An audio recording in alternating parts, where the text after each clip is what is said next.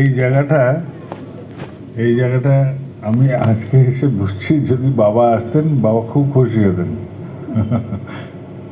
আমার বাবার এরকম ছোট ছোট ছোট ছোট জিনিস দেখতে খুব ভালো লাগে।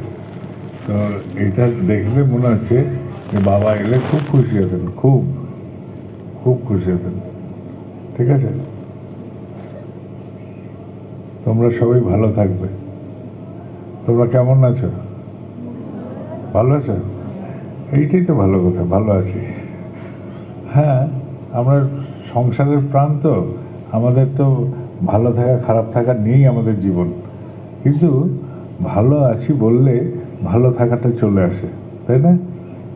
আর আমি খারাপ আছি, আমার ভালো নেই, এটা বললে কি হয়, খারাপটা চেপে বসে, পেয়ে বসে।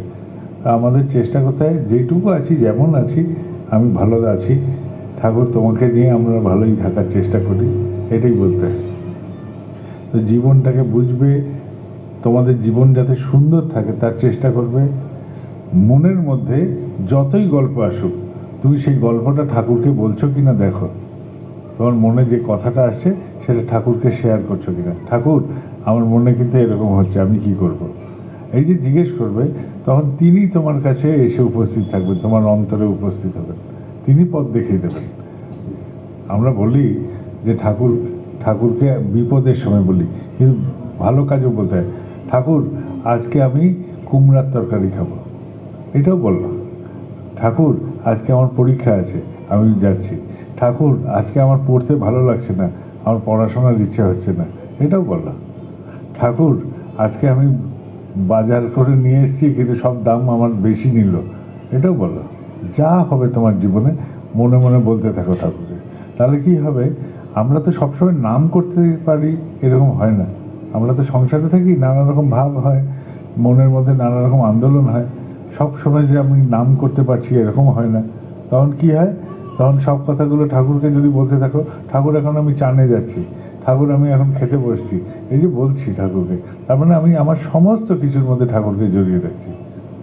তাহলে সবসময় নাম যদি না পারি, সবসময় যদি নাম না চলে আমার, তখন কি হবে, এইটাও কাজে লেগে যাবে, এইটাও অনেকটা কাজে লেগে যাবে। বুঝতে পারছো? তো যখন তুমি কাপড় ধুতে যাবে, তোমরা যদি কাপড় ধুতে যাও, বলবে যে আমি এখন কাপড় কাচতে যাচ্ছি ঠাকুর, আমি এখন বাসন মাজছি ঠাকুর, আমি এখন দপ্তরে যাচ্ছি ঠাকুর, আমি এখন খেতি করতে যাচ্ছি ঠাকুর, সব ঠাকুরের সাথে কথা বলো। তাহলে দেখবে যে সব কথাতে ঠাকুর থাকছেন। ঠিক আছে, এটা করতে পারবে? আর ছেলে এখন ভালো আছে ঠাকুর, ছেলের আজকে বিমার হয়েছে ঠাকুর, সব ঠাকুরকে বলবে, মনে মনে বলতে থাকবে। তাহলে দেখবে যে এই যে আমি বললি, আমরা সবসময় চেষ্টা করি, যারা সাধক মানুষ তারা সবসময় চেষ্টা করে অন্তরে সবসময় নাম চালাতে, মনে মনে নাম করে যেতে, অনবরত তারা নাম করতে চেষ্টা করে। এই চেষ্টা করে, কিন্তু অনেক সময় হয়, অনেক সময় হয় না। কিন্তু আমরা সংসারে থাকি, আমাদের অনেক সময়ই হয় না, প্রায়ই সময়ই হয় না। কেন, সংসারে যেসব কথা হয়, যেসব কাজ হয়, যেসব জিনিসের মধ্যে আমরা জড়িয়ে পড়ি, সেইখানে জড়িয়ে পড়ে ঠাকুর মাথা থেকে চলে যায়, তখন ওই কাজটাতেই মগ্ন হয়ে যায়। তখন কি করতে হয়, ওই কাজটা করার সময় ঠাকুরকে বলতে হয়, ঠাকুর আমি এখন এই মন্দিরে যাচ্ছি, ঠাকুর আমি এখন মাঠে যাচ্ছি, ঠাকুর আমি এখন খেতি করতে যাচ্ছি, ঠাকুর আমি এখন স্নানে যাচ্ছি, ঠাকুর আমি এখন কাম করতে যাচ্ছি, ঠাকুর আমি এখন দপ্তরে যাচ্ছি, আমি এখন স্কুলে যাচ্ছি, আমি এখন কলেজে যাচ্ছি, সব বলতে থাকো। এই বললেই কি হয়, ঠাকুর তোমার সাথে থাকে, কারণ তুমি তো তাকে বলছো, তাই না? বুঝতে পারছো তো? আর জীবনের সব কথা বলতে বলতে থাকতে হয়, তারপরে দেখবে যে তোমাদের জীবনটাই ঠাকুরময় হয়ে যাবে। ঠাকুর কি আমাদের কাছে চট করে আসেন? তাহলে সব কথা তাকে বলতে হয়। ছোট ছোট বাচ্চাদেরও শিখিয়ে দেবে, যা করবি সাথে সাথে ঠাকুরকে বলবি, যা করবি তাই। এখন পড়তে ভালো লাগছে না, আমার মোবাইল খেলতে ইচ্ছে করছে, বাচ্চাটা মোবাইল খেলতে গেলেও যেন ঠাকুরকে বলে দেয় যে ঠাকুর আমি এটা করছি। এই যে গল্পগুলো তৈরি হয়, তখন কি হয়, মনের মধ্যে সব সময় ঠাকুর ঠাকুর ঠাকুর ঠাকুর ঠাকুর ঠাকুর ঠাকুর ঠাকুর এরকম চলবে। তখন এই প্রাণগুলোর মধ্যে ঠাকুর জড়িয়ে যাবেন, যে আমি যাই কাম করি, যাই করি, সবটা ঠাকুরের সাথে বলছি। বুঝতে পারছো? তাহলে এরকম করে চলার চেষ্টা করবে, এরকম করে বোঝার চেষ্টা করবে, এরকম করে বলার চেষ্টা করবে, তাহলেই গল্পগুলোর পরিবর্তন হয়ে যাবে। বুঝছো? তোমরা খুব ভালো মানুষ, তোমরা সবাই ভালো থাকো, তোমরা ঠাকুরকে নিয়ে এরকম করে আনন্দে থাকার চেষ্টা করবে। আর অসুখ বিসুখ বিমারি এগুলো থাকতে পারে, সংসারে অভাব অভিযোগ এটাও থাকতে পারে। কিন্তু আমি অভাব অভিযোগ থেকে কি করে মুক্ত হব, এই উপায়টাও খুঁজতে শিখতে হয়। এই উপায়টা যদি খুঁজতে পারো তাহলে বুঝবে যে তুমি ঠাকুরের সাথে আছো। আর যদি উপায় না পাও তাহলে বুঝবে যে তোমার মনের মধ্যে ওই কেবল ওই সমস্যাটা আছে, সমাধান নেই। আর সমাধান নেই যখন, তখন ঠাকুরও নেই। কেননা তোমার কাছে যদি সমাধান এসে উপস্থিত হয় তাহলেই জেনে যাবে যে তোমার সাথে ঠাকুর আছেন। ঠিক আছে? তোমার যখন কখনো সমস্যা হয়, তুমি যখন বলতে থাকো আর সেই রকম কোনো সমস্যার সমাধান তোমার কাছে এসে উপস্থিত হয়, তাহলে জানবে যে তোমার সাথে ঠাকুর আছেন। আর যখন সমাধান খুঁজছো না, তার মানে আমি নিজেতে মগ্ন হয়েছি, তোমাতে মগ্ন হয়নি ঠাকুর, এটা বুঝে নেবে। তাহলে নিজেতে মগ্ন হলে কি হয়, আমি আত্মমগ্ন হলে আমার চোখটা বন্ধ হয়ে যায়, চোখ বন্ধ হলে আমার উপায় বন্ধ হয়ে যায়, উপায় বন্ধ হলে আমি বেরোনোর পথ খুঁজে পাই না। ঠিক আছে? মহাভারতের যুদ্ধ হচ্ছে, অভিমন্যু, তাকে সবাই বলল তুই তো পারবি চক্রব্যূহতে ঢুকতে। সে সবার কথায় নিচে ঢুকে পড়ল, সে ঢুকতে জানে কিন্তু বেরোতে জানে না, কিন্তু সবার কথায় নাচলো। কিন্তু তার জায়গায় যদি আমি থাকতাম অভিমন্যু হয়ে, তাহলে আমি আগে ভগবান কৃষ্ণ যখন আছেন তাকে জিজ্ঞেস করতাম আমি কি করব। সে কিন্তু সেইখানে নিজের নিজের ক্ষমতা দেখাতে গেছে, ক্ষমতা জাহির করতে গেছে।